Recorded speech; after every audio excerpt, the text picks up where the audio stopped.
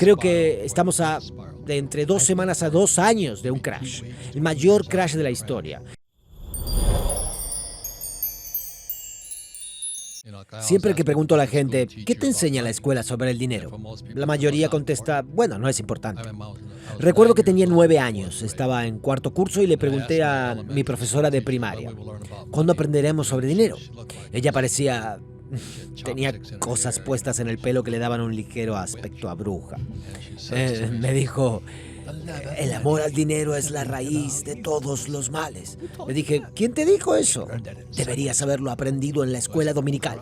La corrupción se adentra en la religión y en todo lo demás. Por eso no te educan sobre el dinero. Piensan que es algún tipo de problema religioso o algo así. Realmente no lo entiendo. Es interesante que te preguntaras eso a una edad tan temprana. ¿Cómo pudiste cuestionarte esas cosas a una edad tan temprana? Bueno, es porque fui de casualidad a una escuela de niños ricos. Estaba en Hilo, Hawái, la ciudad más al sur desde Miami. Me encanta Miami. En un lado de la calle estaba el colegio Hilo Union. Recuerdo que si tirabas una pelota de béisbol, llegaba al colegio del otro lado, Hilo Riverside. El colegio Riverside era para niños ricos. Era una escuela pública, pero eran dueños de las plantaciones. Mis compañeros de clase eran los dueños de las plantaciones. Al otro lado de la calle estaba la primera generación de inmigrantes de las plantaciones. Y así me di cuenta de que era pobre, aunque mi padre fuera el jefe de educación, mi padre pobre. Y fue entonces cuando me pregunté cómo podían tener esas bicicletas tan bonitas, por qué pertenecían al club náutico, por qué iban al club de campo, pero ¿sabes lo que realmente me impactó en casa? Porque yo no podía ganar dinero en ningún lado. Solía recoger pelotas de golf llevándolas en una bolsa. Hacía autostop en el club de campo. Me sentaba en un carrito de golf para conseguir una hamburguesa, la cual costaba 25 centavos. Era mucho dinero para una hamburguesa en aquel entonces, porque la mayoría de las hamburguesas costaban 15 centavos en la ciudad. Pero estábamos en el club de campo. Terminaba yendo a la puerta trasera del club de campo para pedir mi hamburguesa y cuando miraba a través de la puerta, allí estaban mis compañeros de clase, en el club de campo. Vaya, fue cuando me di cuenta de que era pobre. Me pregunté cómo es que sus padres pertenecen al club de campo y mi padre pobre, jefe de educación, no puede permitirse venir. En ese momento todo empezó a encajar para mí. Volví al colegio Riverside y le pregunté a la profesora con adornos en el pelo que lo llevaba recogido, ¿cuándo vamos a aprender sobre el dinero? El amor al dinero es la raíz de todos los males. Hoy lo mismo en la escuela dominical. Vaya, todo el sistema educativo está orientado a ser antidinero. Eso es fascinante. Las religiones también. Sí, absolutamente. ¿Cómo sería para ti la buena educación financiera en la escuela? ¿Qué te gustaría haber aprendido? Bueno, fue muy sencillo porque mi padre pobre conseguí molestarle lo suficiente. Le dije, ¿cuándo voy a aprender sobre el dinero? Me dijo, ¿por qué no acudes al padre de tu mejor amigo, mi compañero de clase? Ese era Mike en el libro. Cambié su nombre, por supuesto, porque su familia no quería ser reconocida. Le dije, ¿por qué el padre de Mike sabe de dinero? Mi padre pobre respondió, porque es un empresario. ¿Y eso qué es? ¿Qué eres tú? Soy un empleado. Solo tenía 9 años y estaba aprendiendo 2 palabras nuevas, empleado y empresario. ¿Cuál era la diferencia? ¿En qué diferían? ¿Entiendes? Entonces mi padre pobre dijo, bueno, un empresario debe saber sobre dinero, un empresario debe hablar el lenguaje del dinero. Yo dije, ¿qué?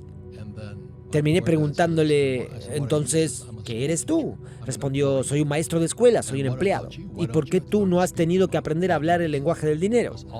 Porque todo lo que quiero es una nómina y una pensión, nóminas y pensiones. Realmente esto me pasó cuando tenía 9 años, por lo que terminé estando completamente confundido. Cerca de la ciudad estaba Little Dinky, una pequeña plantación azucarera en Taluca. Como dije, mis compañeros de clase eran dueños de las plantaciones y los niños de enfrente, los del colegio Union, eran miembros del sindicato y trabajaban para las plantaciones. Concluí, soy pobre. Me senté con mi padre rico, el cual irónicamente nunca fue a la escuela, pero él tampoco quería enseñarme sobre el dinero. Seguía rechazándome. No me di cuenta de que era parte del proceso. Quería averiguar cuánto quería aprender. Como todos sabemos, como empresarios, la venta comienza cuando el cliente dice que no. Y así, cuanto él más decía que no, yo más presionaba. Seguía regresando a hablar con él. Siempre me decía, sal de aquí, muchacho. Esa fue la primera prueba de mi padre rico. La prueba número 2 fue, si te enseño, tienes que trabajar gratis para mí. Pregunté, ¿por qué gratis? Porque si te pago, pensarás como tu padre pobre. Los ricos no trabajan por dinero. Por eso, si lees Padre Rico, Padre Pobre, lo encuentras escrito. Los ricos no trabajan por dinero. La confusión era absoluta para un niño de 9 años. Así fue como todo el asunto de la educación financiera comenzó para mí. Me di cuenta de que mi padre pobre estaba persiguiendo un doctorado que significaba pobre, indefenso y desesperado. En el mundo académico, los maestros de la escuela, la mayoría de ellos no lo saben, son buenas personas, pero no saben que son. Y mi padre pobre seguía diciendo, bueno, si consigo mi doctorado, entonces estaré a salvo. ¿Doctorado? ¿Qué es eso? Aunque había ido a Stanford y a la Chicago Northwestern, seguía sin saber nada sobre dinero. Y así nuestros hijos, la gente joven de tu generación, actualmente tienen el cerebro adoctrinado, no educado. Ya sabes, Black Lives Matter, la teoría crítica de la raza. Eso es estúpido. Woke up. Desde luego, ya no sé qué diablos está pasando. Nuestro sistema educativo está más corrompido hoy que, digamos, hace 60 años, cuando yo era un niño. La diferencia entre empleado y empresario es fascinante, lo que significa cobrar un sueldo y cómo eso cambia tu mentalidad. Vamos a entrar en esto y en todo el tema de la cultura woke. Me sorprende que saliera como lo hizo. Pero en términos de padre rico, padre pobre, hablas mucho de activos versus pasivos. Mucha gente se sorprendió cuando dijiste que una casa es, en realidad, un pasivo. ¿Por qué es un pasivo? ¿Puedes explicar la diferencia entre un activo y un pasivo? Hay una cuestión mucho más importante. Verás, el lenguaje del dinero. Hay que saber la definición de la palabra. Lo bueno de todo esto es que si quieres ser rico, simplemente tienes que aprender a hablar el lenguaje del dinero. Por ejemplo, si quiero ir a, digamos, España, aprendería español. Soy japonés de 4ª generación. Si quisiera ir a Japón, aprendería japonés. Pero cuando vas a un sistema escolar, aprendes el idioma de un profesor. Ve a la escuela, consigue un trabajo, trabaja duro, ahorra dinero, paga impuestos, sal de las deudas y compra una causa porque es un activo. Lo único que tienes que hacer es aprender las palabras. Mi padre pobre llamaba a su casa activo. Mi padre rico decía que una casa era un pasivo. Se trata de nuevo del poder de las palabras y el lenguaje. La diferencia entre ricos y pobres son las palabras. Y las palabras son gratis. Cuando lo digo, naturalmente molesta a los maestros de escuela, que son en su mayoría... no son malas personas.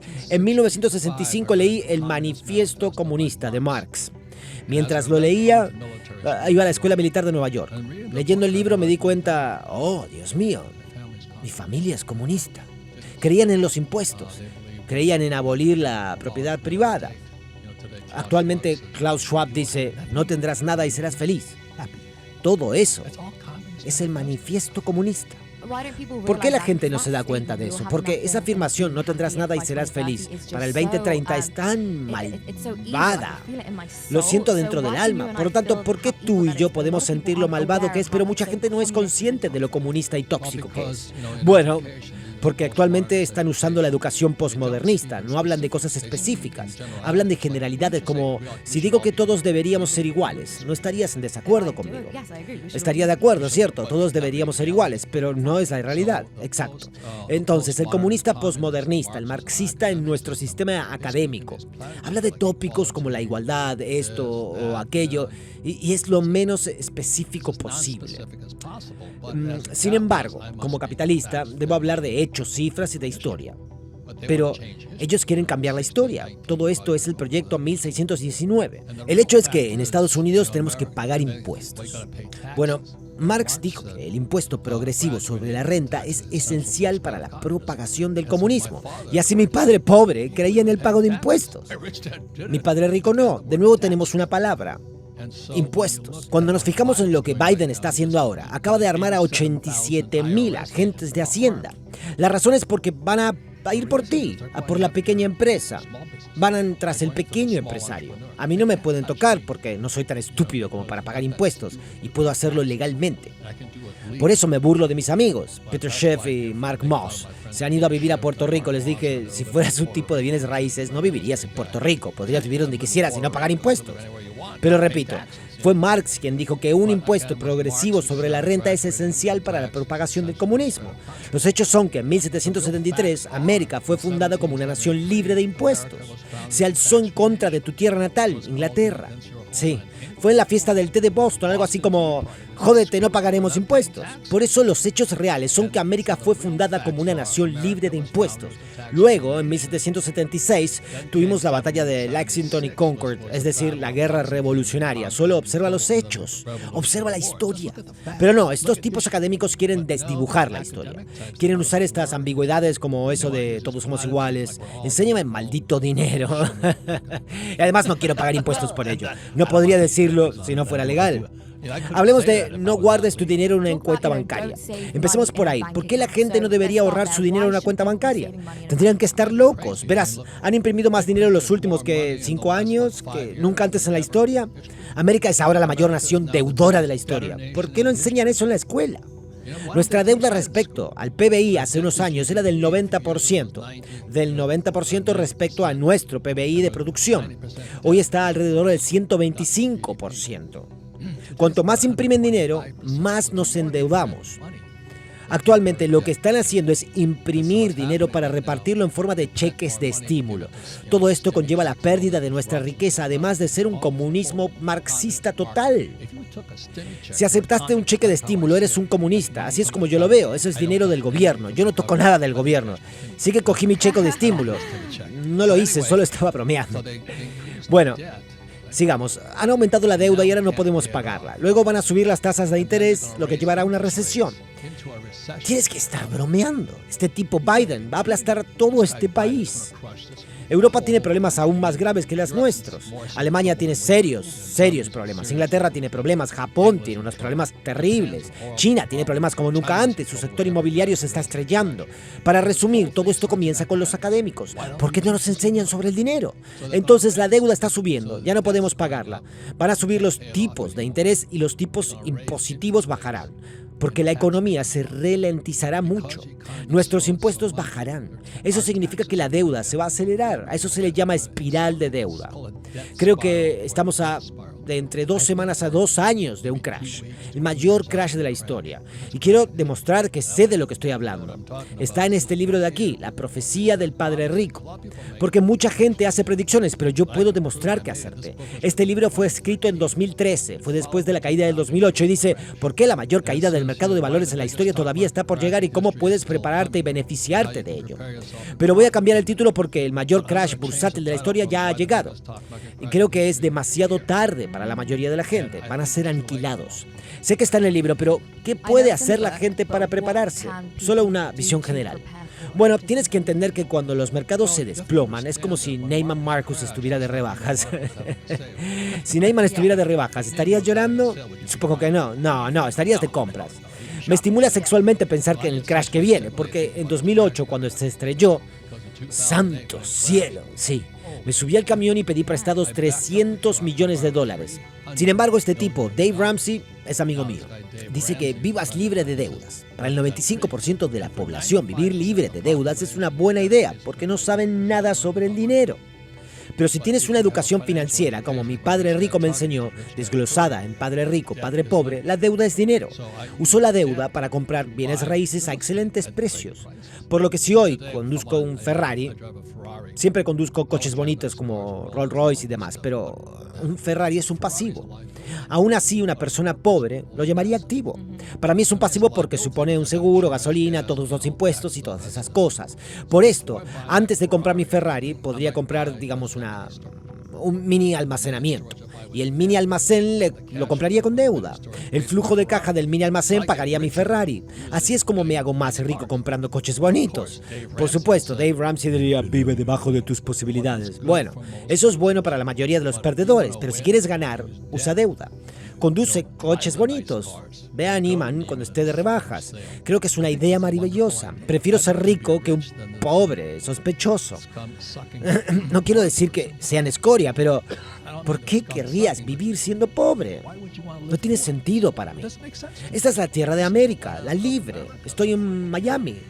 Este lugar es espectacular. Me digo, wow, debería mudarme aquí. Tuve que dejar Hawái porque Hawái es una república comunista. Forbes la llamó la República Comunista de Hawái.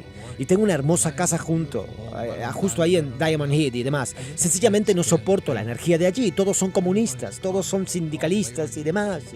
Y es su libertad, es decir, yo apoyo su libertad de serlo. Pero Hawái también es uno de los estados más racistas que ha habido porque, como sabes, es de donde es Obama. Es uno de los más grandes racistas que he conocido. Y no era un niño pobre, precisamente, era un niño rico. Fue a la escuela Punahou. Yo no pude entrar en ella. No es solo que no pudiera permitírmelo, sino que no era lo suficientemente inteligente tampoco. Pero él es tan racista como le dicen. No me lo puedo creer. En Hawái, odio decir esto, pero son racistas contra los blancos. Tengo amigos que son blancos y se están yendo de Hawái en masa ahora mismo. Los llaman Howlies en Hawái. Porque a los locales, a los nativos y especialmente a los asiáticos, no les gustan los blancos. Por lo que todo este asunto del aloha es mentira. Eres racista desde siempre, es decir, no te gusta la gente blanca. Y lo veo en las juntas, en los bancos y en todas estas cosas. Me fijo en lo que hace la gente, no en lo que dice. Actúa con hechos no verbales, no con palabras. No escucho lo que una persona dice, observo lo que hace. Respecto a los bancos, quiero retroceder un poco. Dijiste que los bancos dirigen el mundo. ¿Qué quieres decir con eso? ¿Puedes explicarlo? Bueno, Obama, quien es un buen chico, era uno de los preferidos de Hawái. Y luego tuvimos problemas en Hawái con los muros y cosas así. Por supuesto, él puso un muro. Sin embargo, el resto del mundo y sus casas fueron barridas por el medio ambiente. Pero, ¿Obama consigue poner un muro? ¿De verdad? Por eso observo lo que una persona hace, no lo que dice. Lo que también hizo en 2008 y 2009. ¿A quién rescató? Primero, rescató a General Motors. Luego, a los bancos. ¿Ayudó a la clase media que estaba perdiendo sus casas? No. Fíjate siempre en lo que hace una persona, no en lo que dice. ¿Por qué pasa esto? ¿Por qué se rescata a los bancos? ¿Por qué es tan importante proteger a los bancos? Bueno, ¿tú no lo harías? No sé el por qué, pero empieza en nuestro sistema académico. Nuestros profesores hablan el lenguaje de los profesores de escuela. Yo hablo el lenguaje de un capitalista. Sé que hay un activo y un pasivo. Sé lo que significa rescate. Si lees el libro La criatura de la isla Jekyll, escrito por Griffin, es un libro sobre cómo se creó la Fed. Eso es Jekyll Island. Creo que fue en 1913. En el capítulo de apertura se habla sobre el juego de los rescates. Cada vez que los bancos tienen problemas, todo el sistema está configurado para rescatar a los ricos. ¿En serio? No, ellos no harían eso. Se supone que somos iguales y demás. No. Todo este tinglado es para proteger a los bancos, a Wall Street y a esos tipos. Por eso no ahorro dinero, pido dinero prestado. Es por lo que no poseo acciones, bonos, fondos mutuos, ni ETFs, ni como Tony Robbins recomienda. No toco esas cosas y no confío en el sistema escolar. Soy un empresario, puedo crear mis propios activos. No necesito comprárselos a Wall Street o a los bancos. Definamos, por tanto, la diferencia entre deuda buena y deuda mala, porque dijiste que la mayoría de la gente no debería endeudarse porque eso acabaría con ellos. ¿Cuál es la diferencia? Bueno, la deuda buena te hace rico. Es muy simple. Compré una propiedad en San Antonio con mi amigo Ken McElroy. Él es el genio. Escribió el libro El ABC de los bienes raíces. Para mí, quiero decir, para nosotros. Esta propiedad de San Antonio se había estrellado, ya que había estado mal administrada por los propietarios. Habían llevado todo el cable de cobro, todos los accesorios y de repente estaban en ejecución hipotecaria. Eso es lo que muchos empresarios hacen. Se hacen con los activos y los despojan.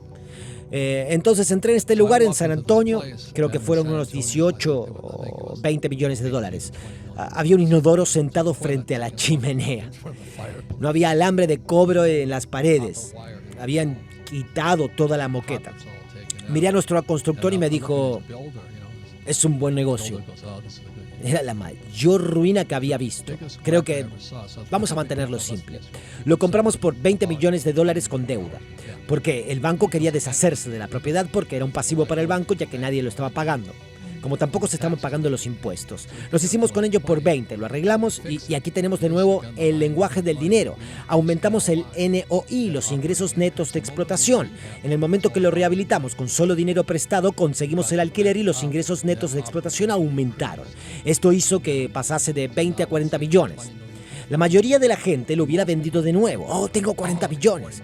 Pero yo no vendo porque la venta conlleva el impuesto de plusvalía. Lo que hacemos es pedir prestado el capital y compramos más propiedades. Oh, wow. Y así la deuda queda libre de impuestos, si puedes entenderlo. Así de poderoso es el sistema bancario. No estoy en contra de los bancos. Me gusta el dinero libre de impuestos, que es deuda. Y todo el mundo está como Dave Ramsey. Vive libre de deudas, sal de las deudas, vive por debajo de tus posibilidades. ¿Por qué? No tienes que hacerlo si usas el lenguaje del dinero. Espero que hayas disfrutado del vídeo. Asegúrate de darle al botón de suscribirte para ver más vídeos increíbles como este. Esto ha sido Mentes Brillantes. Gracias por vernos.